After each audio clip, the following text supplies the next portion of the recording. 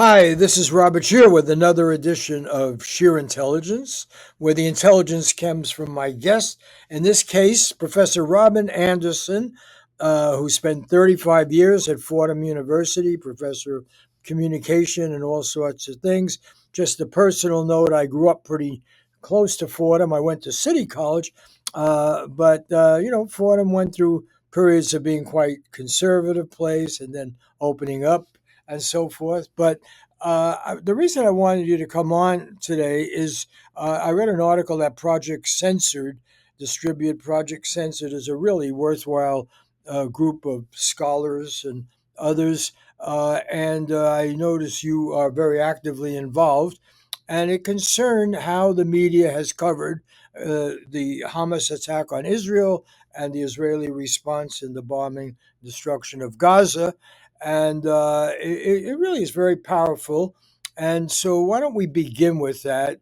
Your relation to this issue, and you have basically made your life's work critiquing, evaluating journalism and communication, right?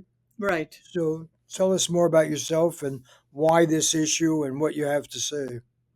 Well, yes, I'm a media critic, generalized one. I've written about war for almost my whole career. My book, A Century of Media, A Century of War, actually won a book prize. I've been doing this for a long time. So when I see a frame that I see applied to a situation like the Hamas attack in Gaza, it's very familiar to me. Um, it is a story that starts at one moment, and it was the Hamas attack. And the Hamas attack was over and over again repeated, kind of on this rotational loop with the crying children and the crying women and everything that had gone on. And it was a terrible attack. They killed civilians and they killed children. Um, so, but right following or enmeshed within those images were the statements by the Israelis, the prime minister and the defense general, that these people are inhuman, they're animals, and we are going to show them and give them what they want. We're going to turn Gaza into hell. We're going to turn it into a tent city, because humans don't do these things, only animals do. So right there we have the story completely taken out of context. And if you don't know that this story is pulled out of a sequence of ongoing violence that's been going on in the Middle East and in Gaza, and in the occupied territories for many years, um, there's no motivation for it. There's no reason. There's no explanation. And so the only explanation there is that these people are terrorists and they're evil and they're animals. Once you set that up, and then you mix it in with the Israeli officials saying we're going to turn them into rubble, and then you've got President Biden saying they can do whatever they want to defend themselves. That is a setup for the worst kind of violence, as the world is watching, and what we are seeing now without explanation. And that is a very standard war frame that mainstream and corporate media uses, um, that always is aligned with U.S. military designs. You know, in a way, this is so disrespectful of Scripture. Whether you take the Hebraic, version of the Bible or the Christian version, because they use war, peace, struggle, contradiction to make points about ethics and values. And this has been reduced to just simple propagandistic victory. And complexity is really what will save us in trying to understand world events. And nowadays, if you dare suggest some complexity, let alone criticize Israel. But if you just suggest some complexity, you're the enemy of civilization. I just read an article in the Wall Street Journal. If you dare even use the phrase settler colonialism, which after all, I mean, clearly does apply. These, whatever. Yes, these are people largely at that moment in time. Israeli Jews who came because of the horror of the Holocaust. They didn't trust any Western or any government in the world to give them security, and they went to a historic homeland. The question I want to put to you is really about the media's indifference and indeed obliteration of history. We get a lot of people teaching now about fake news and how to spot fake news. The main way to do fake news is to reinvent history or obscure it. And I just want to throw in my own 2 cents, and then I'm in danger of going on and taking too much time. But let me try to be brief. I happened to visit Gaza and the West Bank after the Six Day War, in the immediate aftermath. I had gotten into Egypt and I covered the war from the other side, and then I went over. And the first myth is that the Palestinians hadn't attacked Israel. The Palestinians were an occupied people. They were occupied in the West Bank by Egypt. They were occupied by Jordan. They were occupied in Gaza by Egypt, and the Golan Heights was Syria. Okay, and now Israel is at peace with Egypt and certainly Jordan, and that was done quite early.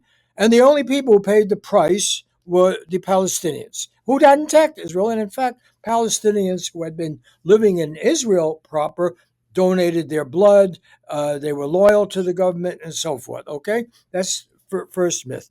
Second myth is that the Israelis and the Labor Party who took over, and I interviewed people like Alon and Diane and everything, I was all over this area at first, said if you come back here in 10 years and we're still occupying, we will not be the Israel we wanted to create. You cannot be an occupier. And this is in an incredible movie, The Gatekeeper, that interviews all these people from Shin Bet. You cannot be in this position of occupying another people and giving them no fundamental rights of governance or anything else, creating an apartheid. Say, okay, that's number one. Third distortion is Netanyahu is the one who legitimatized Hamas, and that the Israeli government used Hamas and thought they're religiously oriented. The PLO under Yasser Arafat, they're secular, they have worldwide appeal, they're arguing basic human rights. We're going to use Hamas as a weapon. This is divide and conquer. That never seems to get mentioned. Where did Hamas get the legitimacy and respect to rule Gaza? It came from the Israelis. Now, even saying that is probably a fireable offense, even daring to push this. But the fact is, the only way we can combat fake history is to try to introduce some notion of complexity. Well, Bob, there's no room for complexity in the American media when it comes to Israel and Palestine, as you know.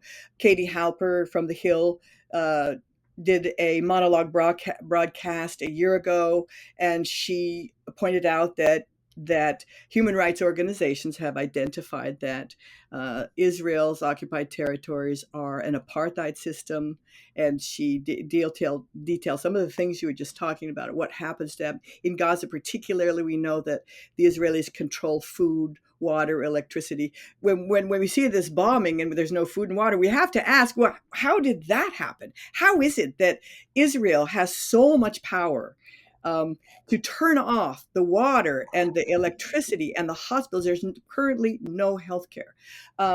So there's no nuance. There's no room for nuance. This MSNBC actually tried to move a little bit away from calling Hamas terrorists, and Fox News, blared out, "Oh my God, they're pro-Palestinian. This is terrible." MSNBC, as you know, took its three Muslim anchors out of their anchor's chair. Now they're still on, but they couldn't have even Muslims sitting there in the anchors. There's been a real movement in American public life done by the Israeli lobbies to make sure no criticism of Israel enters into public Well, discourse. let's And now we're seeing it in a really important time, in a really important moment in history, where journalism is completely closed down. Um, and there's one Palestinian woman who just 2 days ago got an op-ed in the New York Times. She never said Israel. She never said occupation. She just, she said, we're having to fight for airtime, and this is what Palestinians. And it was very much an artistic heart piece. But that's the only way you can get into the American media now if you're Palestinian. Yeah, let me just be clear about this language. I mean, I have no trouble saying that the attack on Israel by Hamas was an act of terrorism. If by that you mean you use civilians Right, and kill them and terrorize them and right. frighten them. I personally think the dropping of the atomic bomb on Hiroshima and Nagasaki. It was a major act of terrorism because civilians were targeted. This does not, and now I know somebody watching this will say he justified terrorism. I am opposed to it. I consider it a horrible war crime. I think people should be punished for it and condemned. So I feel that way about that. And the very fact that I have to say this, Right. yet I don't. If I talk about the Israeli bombing of Gaza and I call that terrorism, oh, then you lose your job or something, or you'll be denounced and so forth. Right. So language has lost its significance. That's the terrible thing about fake news is when you cannot Right. apply the scientific method, state a hypothesis, look for evidence, and so forth. The evidence is quite clear, and amazingly enough, President Biden actually said this yesterday.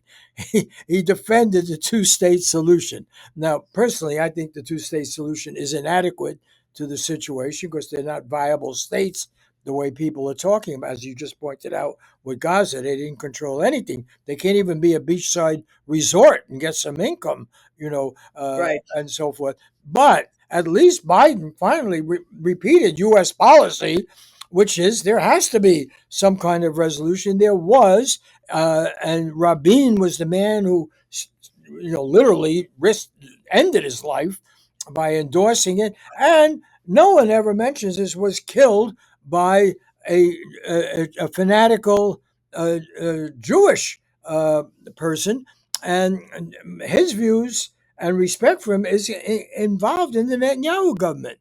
He's, Well, that decision was made at the Oslo Accords in 1993, and at that time, the Palestinians said yes, Israel has a right to exist.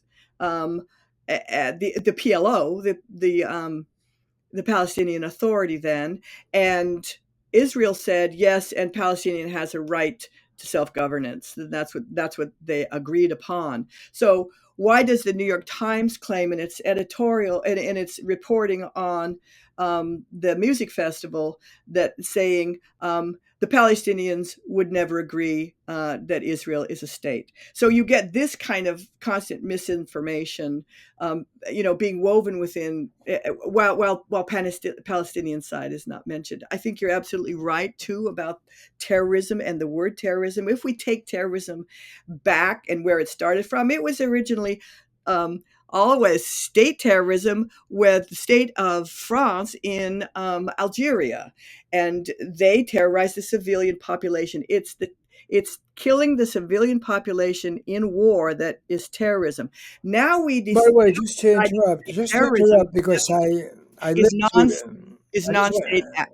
Yeah, I Pardon? just want to say because you triggered a thought in my brain. I Yeah, was in Vietnam. I wrote about it very early on. The stated strategy was to dry up the sea of people that the Viet Cong was supposedly swimming in.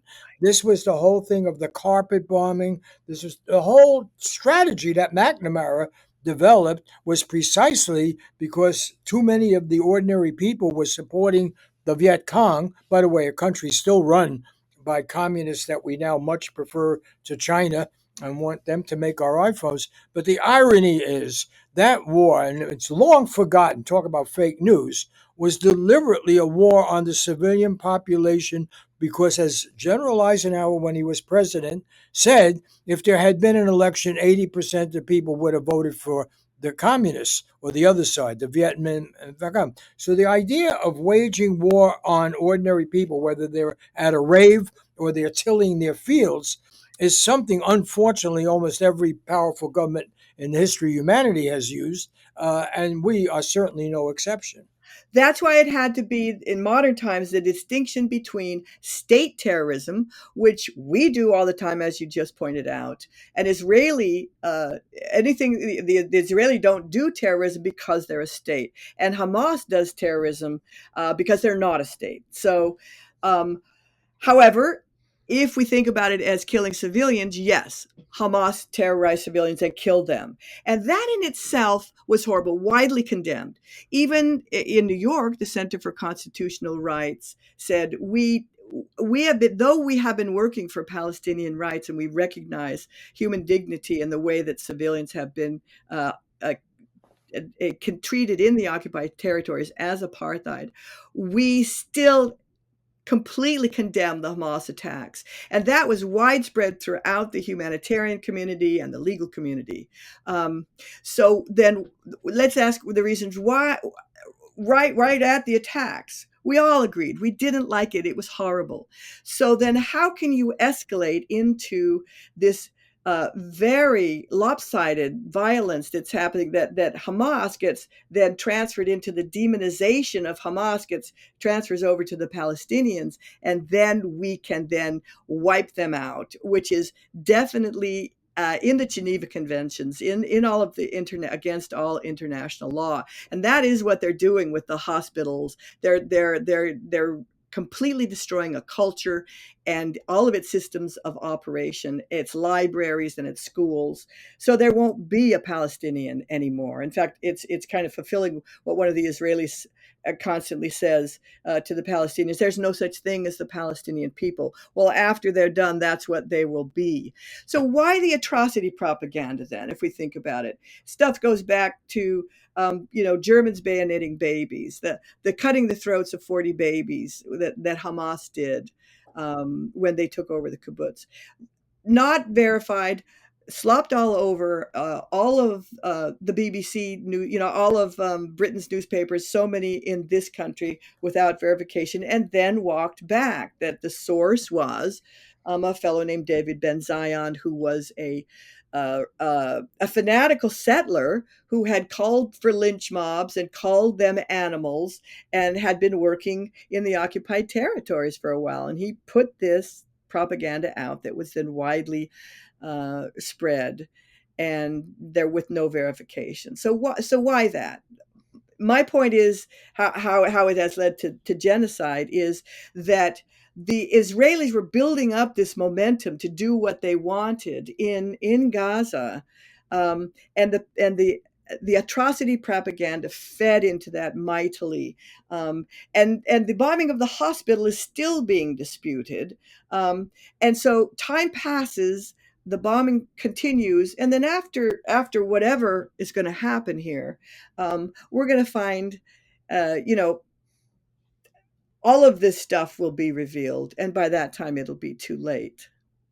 So let me ask you a question as a communications scholar. And because we're both, I assume I'm much older than you, but we're both of an age where I think you must have experienced McCarthyism and so forth. And it's very interesting. Uh, this is the third rail subject, Israel and so forth, Yes. where the people you would normally count on, uh, people myself who are Jewish, who understand why you want to control unbridled state power, or anybody who's going to wage war unnecessarily. I have memory of World War II even, and somehow there's been this exemption.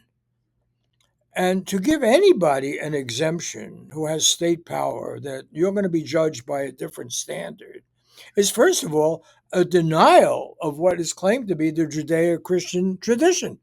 Right. After all, the whole notion here is the devil or evil can be in you. You have to do self examination. You have to constantly ask for the forgiveness of a God and worry about the judgment of an Almighty, whether you spell the word or not, God. But the fact of the matter is, these religions are really warning us about our own capacity for evil. And yet somehow you just mentioned, Israel and so forth. And the irony here is the people, if you want to blame people, you have to blame my German relatives on my father's side. Mm. I've gone back to visit them. They're nice people. Most of them, of course, were even born after the war. But the fact is, it was the most advanced, civilized, high scientific nation, Christian nation, uh, that did the Holocaust. And we're ignoring the lesson of the Holocaust. You can't blame it on Islam. You can't blame it on people still living primarily an agrarian life in Palestine. So, what I want to ask you is, where are your colleagues in the academic world? And why are they not speaking out more? Well, Bob, there's the Canary Mission, which has been openly attacking academics for speaking out in Palestine. You tweet, Palestinian professors have tweeted things and they've lost their jobs. These people actively write letters. You're absolutely right. It is the third rail.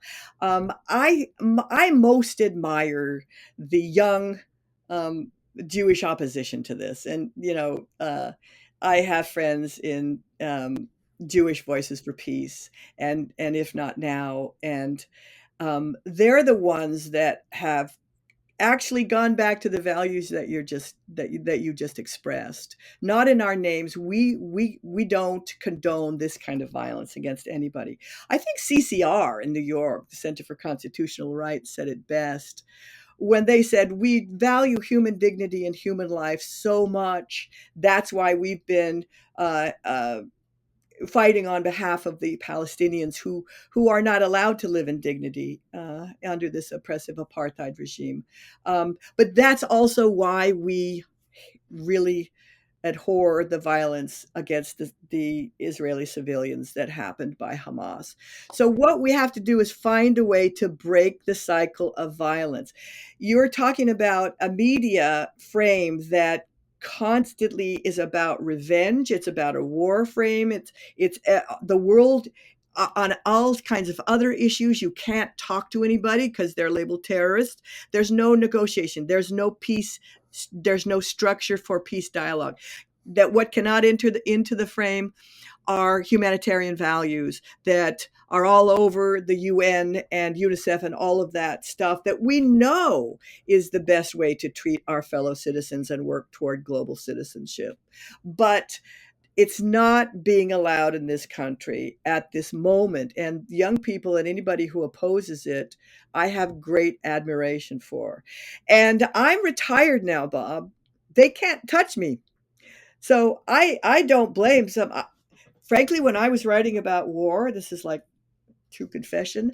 I It wasn't that I avoided Israeli and Palestine. It's just that I never went there, right? I know there was kind of something stopping me, and I think it was that. But when I wrote, when they killed, when the Israelis assassinated Shireen Abu Akleh, um, when she was reporting from Palestine, the Al Jazeera Palestinian American journalist, that's when I really got mad and I learned all about it and wrote several pieces. And I find that Israel has this long history of a propaganda, and as Chris Hedges openly puts it, lies. They simply lie. They put up a video, just like they put up the video bomb that charged the Palestinians with bombing the hospital. They put out a video then that showed, oh, this is the Palestinian fighter who killed her.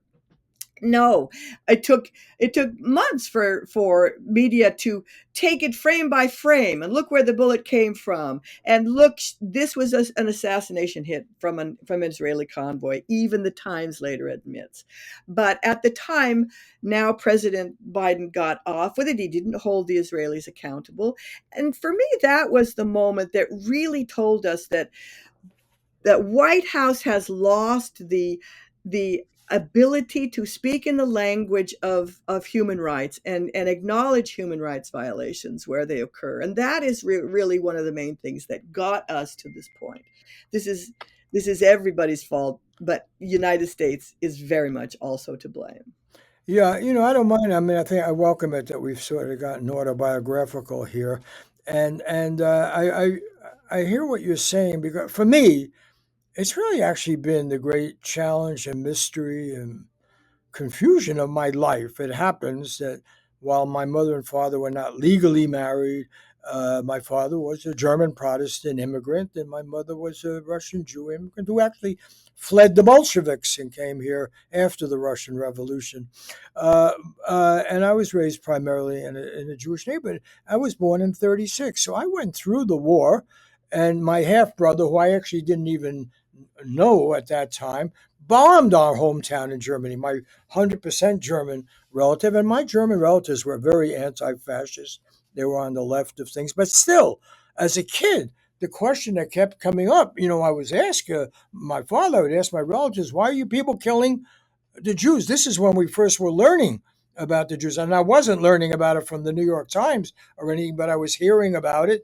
And people arriving, and before the war and during, and so forth.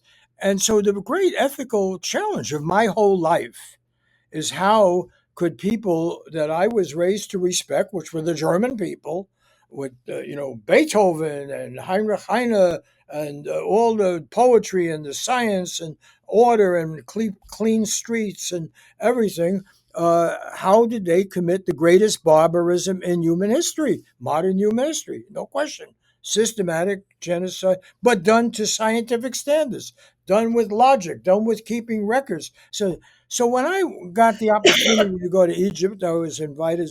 A guy named Michael Ansaro was at Harvard SES, and his father had worked for the Egyptians. So he said, I could get you in there. He called me when I was editing Ramparts. Would you want to go? I was held by the Egyptians for 8 hours because and I never held off identifying myself as Jewish. And I know there was anti-Semitism, although there were prominent Egyptian Jews and so forth. But what I took away from that, and by the way, when I on that trip, when I finally got to Tel Aviv, I felt liberated. I felt, wow, this is New York as I wanted New York. It was joyous. It was safe. And temporarily I forgot about the Six-Day War and the Suez Canal and imperialism and everything. And the people I talked to, this is why I bring up the movie The Gatekeepers, an Israeli movie that you must see. It's $3 on Amazon Prime. You can buy it for 12.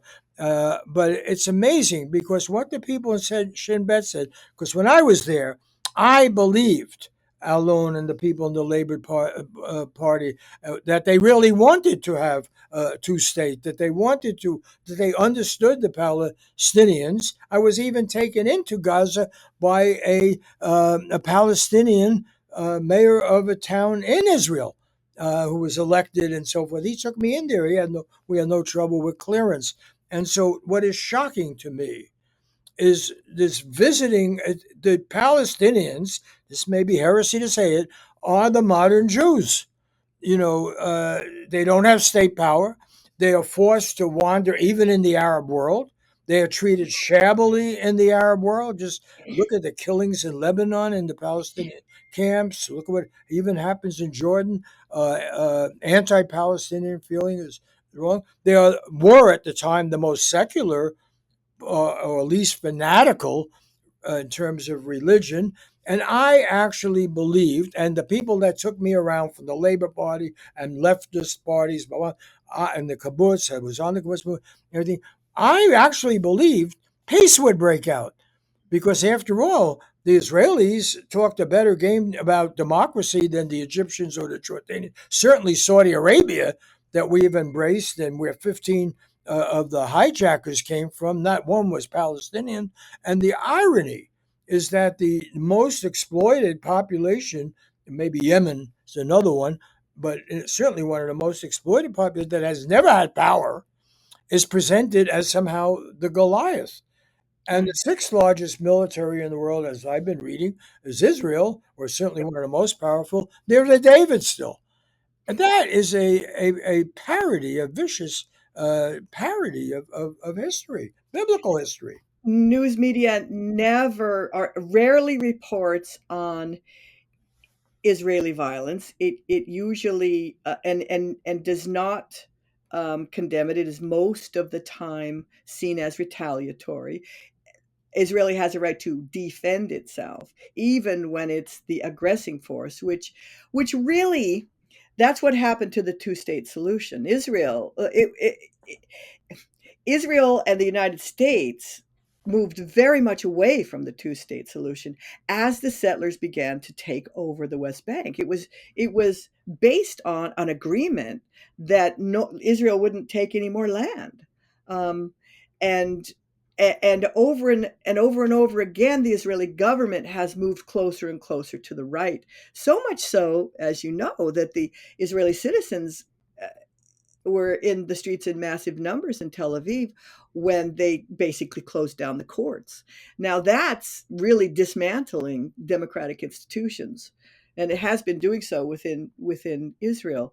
But Israel to us is still this holy land where Jews could go and be safe. And it's a terrible tragedy what happened. But um, I think that if we look at Germany and how that happened, that really goes back to the Versailles Accords and what happened there when the West um, decimated and didn't really allow Germany to come back economically, but they managed to do it.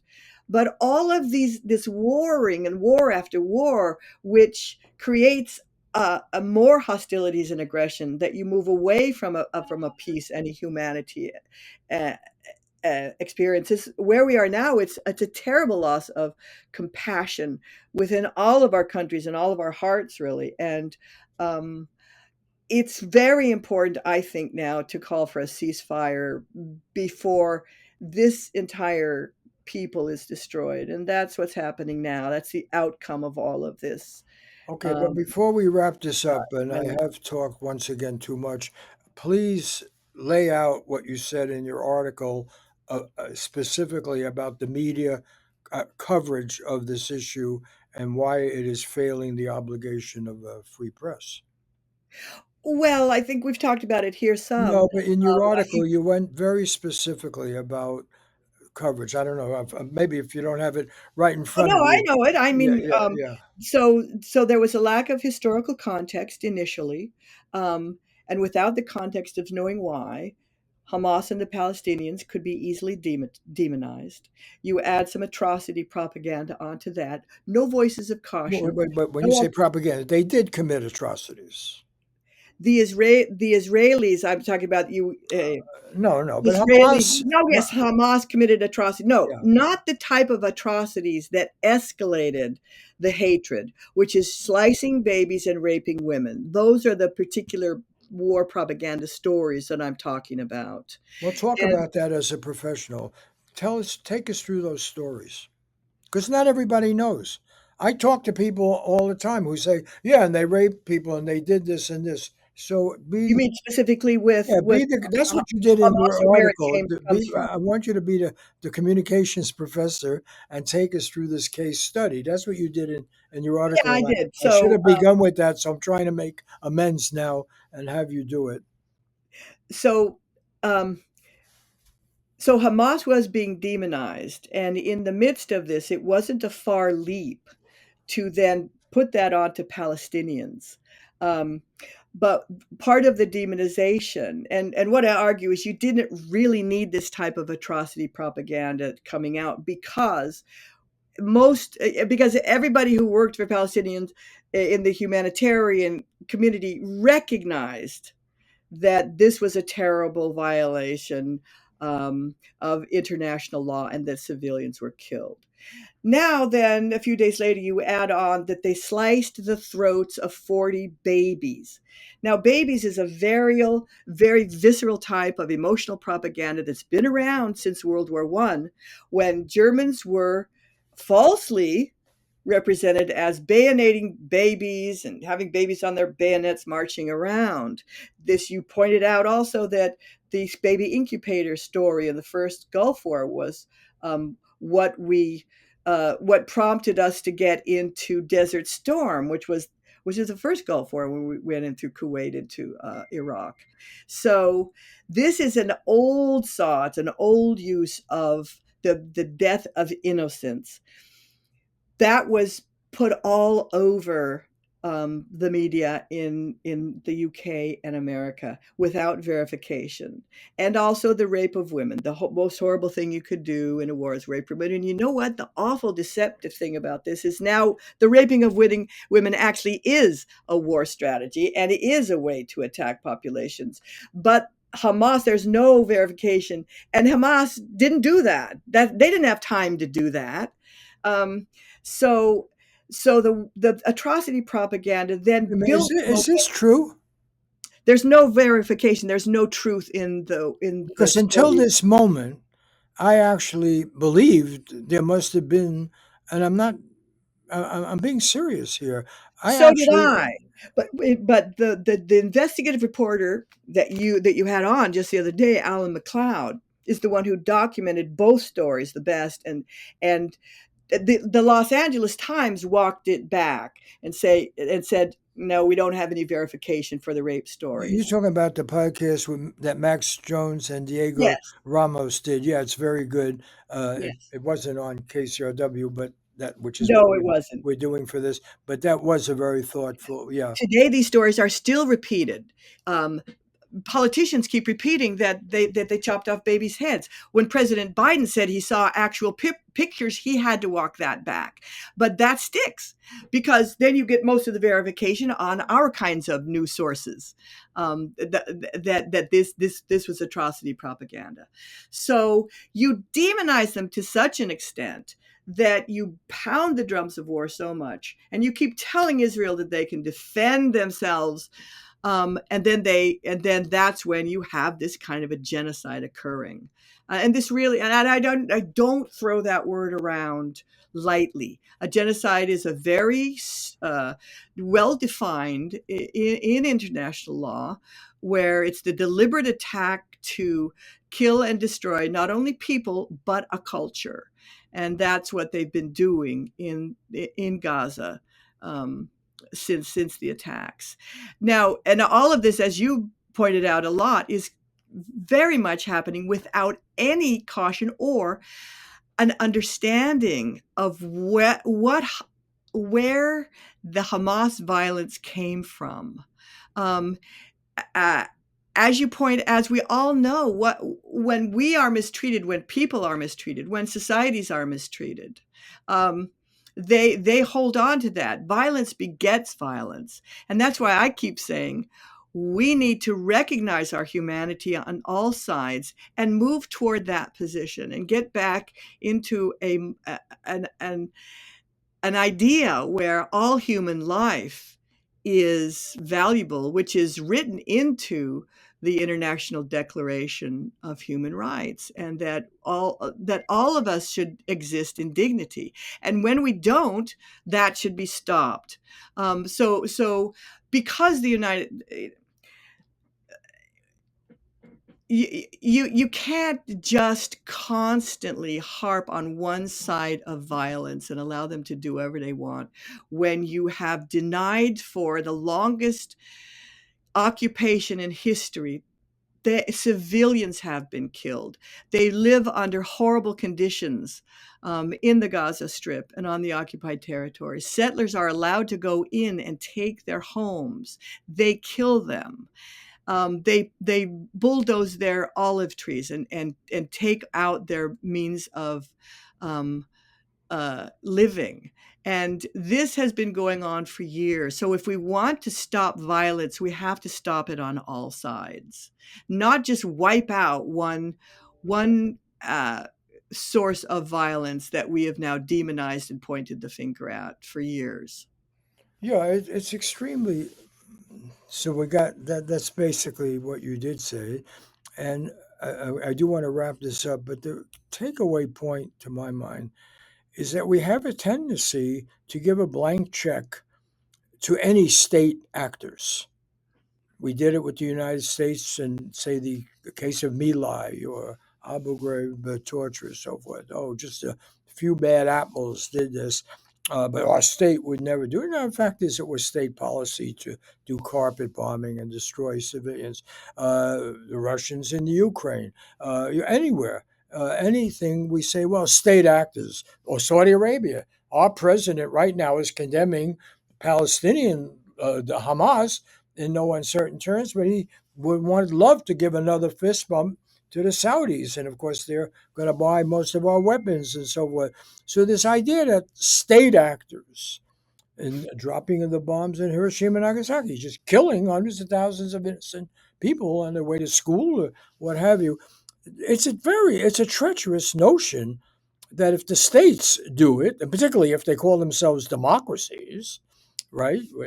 Israel or the United States, that somehow this makes it, kosher. I Right. don't want to misuse that word, but I mean, it gives it legit respectability, but it also makes it legal by right. some moral code, and that moral code is the thing that I want to say that I think what this is becoming a biblical tragedy Yeah. of the kind described that religious people claim they want us to study, Yes. and it always involves the demonization of the others. It always involves giving yourself the right to mark every other house that has a Jew. That's why we have a remembrance of that, and ethnic attack and everything else. And the sad thing here, I personally, to this day, believe that the Jewish people had a right to have a state somewhere, some place in the world where but the slogan was "a land without people for people without land." Unfortunately, this was a very well populated area, Yes. and that was not a majority Jewish. But nonetheless, I grew up understanding why Jewish people should feel threatened after the certainly after the Holocaust anywhere in the world. The irony here is, I would argue, this experience of occupying these other countries, and I was told this by leading Israelis, that if you continue to occupy and you become the occupier, you Yep. lose your moral basis, you Yes. lose your perspective. And I sadly, I think this is a terrible thing Yeah. for And Jewish people. and And I in want to say something else positive that you mentioned before.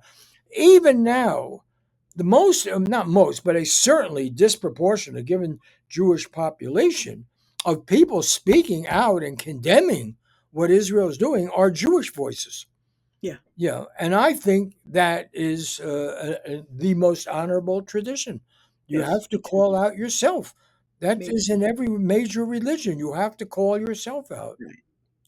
And to get into the rules of modern warfare and the logic of that, after the horrors of World War One and Two, you mentioned Nagasaki. We firebombed the Axis powers. We killed a lot of civilians. The international community for the latter half of the 20th century attempted to establish um, Geneva Conventions, which would tone down and and help stop war, and that's what these rules of war are about. Now, the United States violated that, and Iraq was an illegal war because you have to have a reason to go into another country. So we said that Saddam Hussein had WMDs, and he also had helped take the twin towers down, and he had yellow cake uranium. None of that was true. So the United States is one of the biggest violators at this point of international rules of war. They won't sign on to the International Criminal Court, um, and in doing that, you were talking about the consequences of the Israelis being occupiers. Nobody has brought them to account using the international law because the Americans veto them in the criminal court and veto any call, and they have vetoed now two calls for a ceasefire in the international community. So there has to be some accountability now for all of this violence, and um, I think that talks can begin, and I think we just need to back up Rashida Tlaib and some of the other in the Progressive Caucus who are really trying to now call for a ceasefire. And I think I've called my Congress people and senators and told them to start working on this. And I think that's what we can do too. And we just need to work on that at the moment, I think. Yeah, I just want to end. I really appreciate talking to you. I do want to mention Project Censorship, right? Uh, Project Censored. Censor, yeah, which I rely on quite heavily to do some very good reporting. And I want to make a final, I don't know, final point. Sometimes media works. We both teach about media, and sometimes people within a society do get it right. David Halberstam and Daniel Ellsberg and others got Vietnam right. Cy Hirsch exposing My Lai, the atrocities, got it right. And in the case of this Israel Arab dispute, when I saw this movie, The Gatekeepers, when it first came out, I don't know, about 10 years ago, whatever it was, it made in Israel. And the people talking it are all the leaders. They were leaders of Shin Bet, the Israeli secret service, secret police. The only person you know is the leader who administered or ran the West Bank and Gaza. You cannot discuss this history without seeing this movie. It is an incredible document.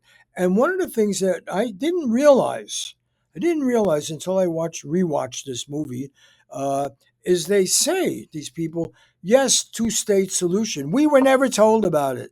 Nobody said that's our goal here in Gaza or the West Bank. They said, and then they build up. It was only when Rabin, a former general, and certainly had been able to be hawkish and defend Israel, embraced, you know, uh, the idea of this two states, that it came, and he was killed, and killed by a Jewish fanatic. And these people in Shin Bet said we had to reposition and protect. We didn't realize we would have to protect our own leaders from our more irrational elements.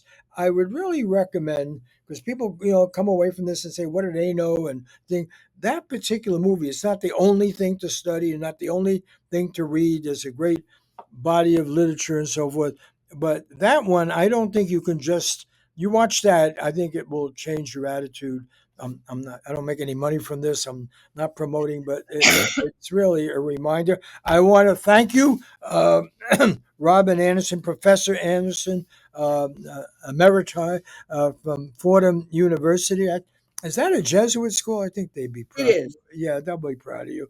You make Thank you. basically fight by logic and so forth. I want to thank Laura Kondarajian and Christopher Ho at KCRW, the NPR station in Santa Monica, for posting these shows. I want to thank Joshua Shear, our executive producer, Diego Ramos, who writes the introduction, and Max Jones, who actually got us together, because even though we teach communications, somehow we needed Max Jones, a summa cum laude graduate from the Annenberg School at USC, who got us together finally. And I do want to take, on this particular show, a shout out to the JKW Foundation, which, in the memory of Jean Stein, and here I want to remember her. She was one of the, here was somebody who came out of one of the most prominent Jewish families in Los Angeles. Joel Stein was her father. And nonetheless, and very much in cooperation with the great scholar Edward Said, I would say the two of them, and her support of Edward Said and his work, I think they did more to get us to think honestly about this question, maybe than anybody else I could think of right now. And they did it at times when they were scorned, and certainly Gene Stein was, and and Edward Said was certainly a magnificent scholar. So I'll end on that note. See you next week with another edition of Sheer Intelligence.